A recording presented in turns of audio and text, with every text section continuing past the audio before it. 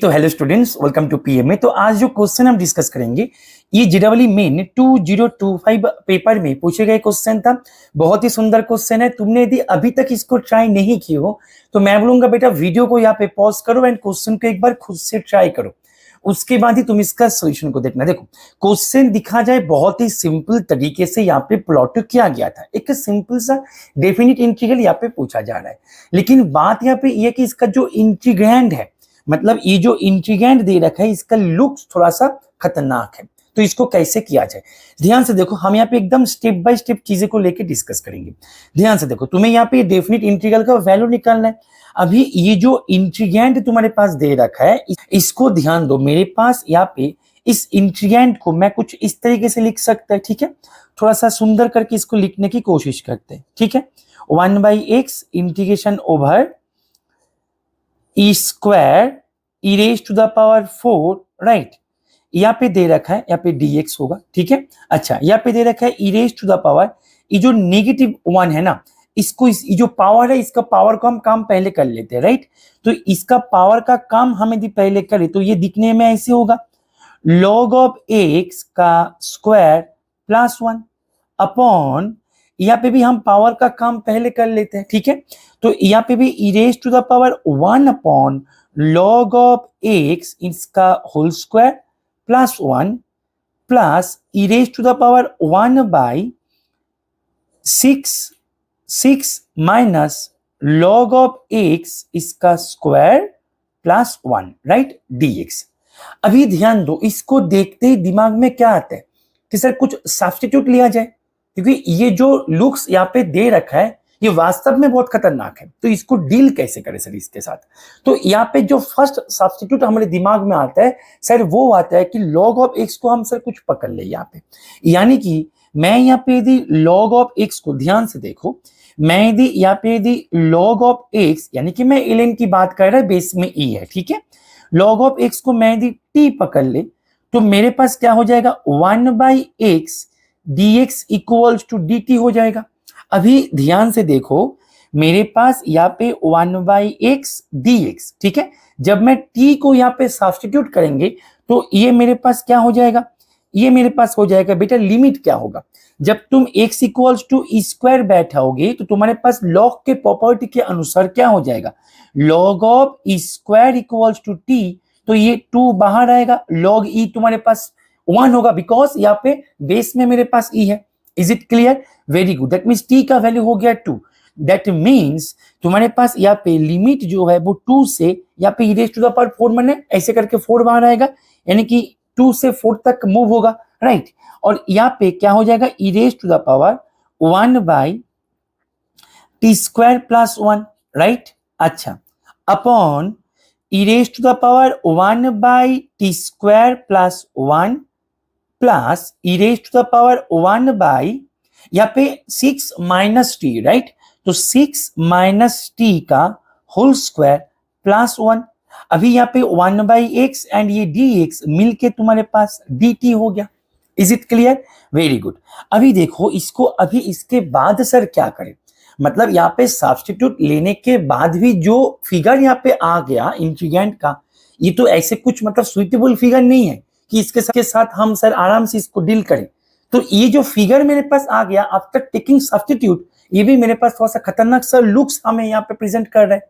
तो इसके साथ डील कैसे किया जाए, अभी देखो कॉन्सेप्ट को पकड़ो कि क्यों मैं इस मेथड से जाए। ध्यान से देखो सॉल्यूशन तो मिल ही जाएगा, लेकिन अप्रोच मिलना पहले जरूरी है कि तुम कौन से अप्रोच से आगे बढ़ोगे, ठीक है। एग्जाम में इतने सारे अप्रोच के अंदर मैं यही अप्रोच है क्यों चूज करें, इसका जानकारी होना पहले जरूरी है। Is it clear? Very good. अभी ध्यान दो, ये जो है इसका इंटीग्रेशन का नाम मैंने आई दे दिया अपने सुविधा के लिए, क्योंकि इतने बड़े फिगर बार बार कौन यहाँ पे लिखे, राइट। Very good.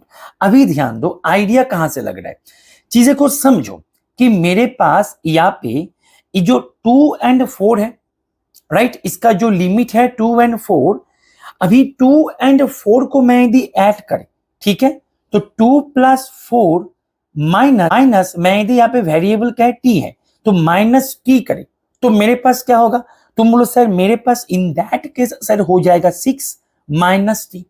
अभी अभी मजे की बात क्या है बेटा पता है, अभी यहाँ पे ध्यान दो, मेरे पास ये जो इंटीग्रैंड है, इंटीग्रैंड में मैं एक बार पेज को जूम कर रहा है, इंटीग्रैंड में मेरे पास 6 माइनस टी ऑलरेडी प्रेजेंट है।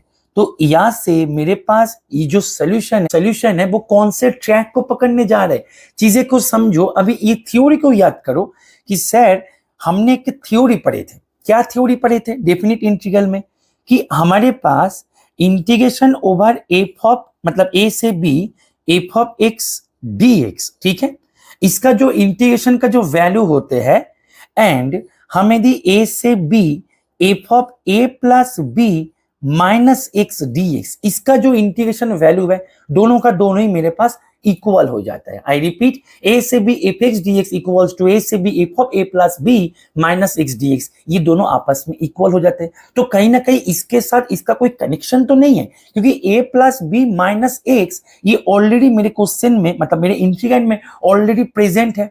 तो ये साफ साफ तुम्हें डिनोट कर रहा है कि बेटा तुम वो रास्ता को पकड़ो।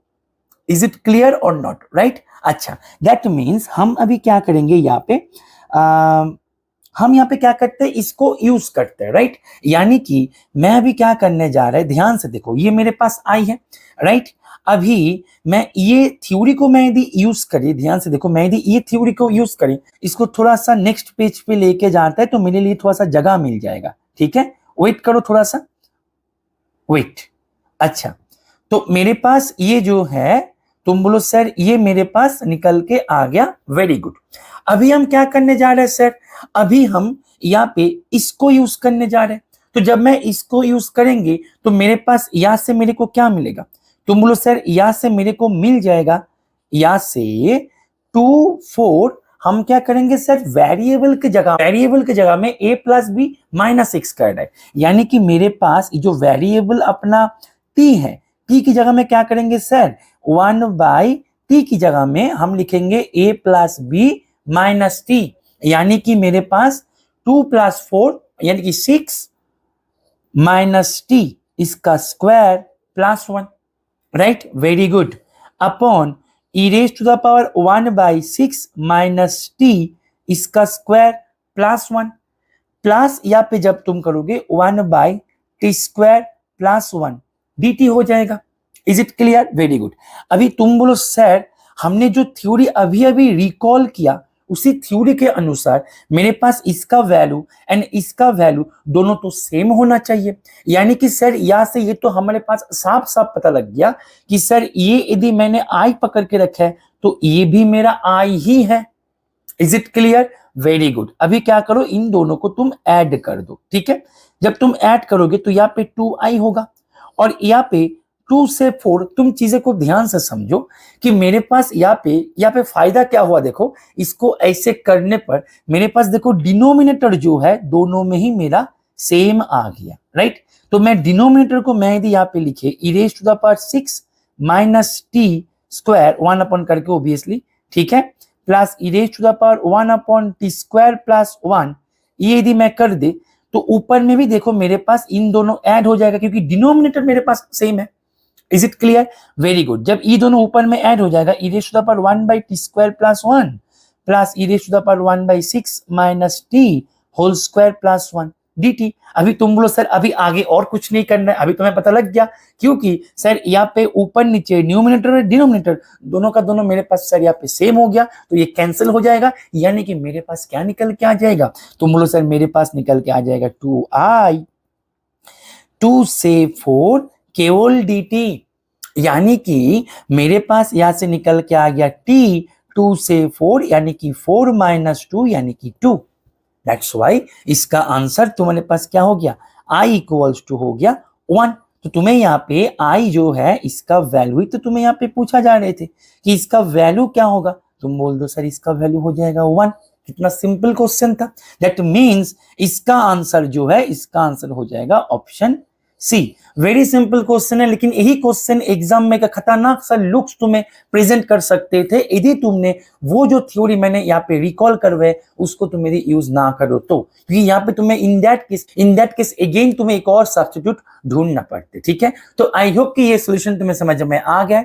ओके, चलो पढ़ते रहो। Happy learning with PMA.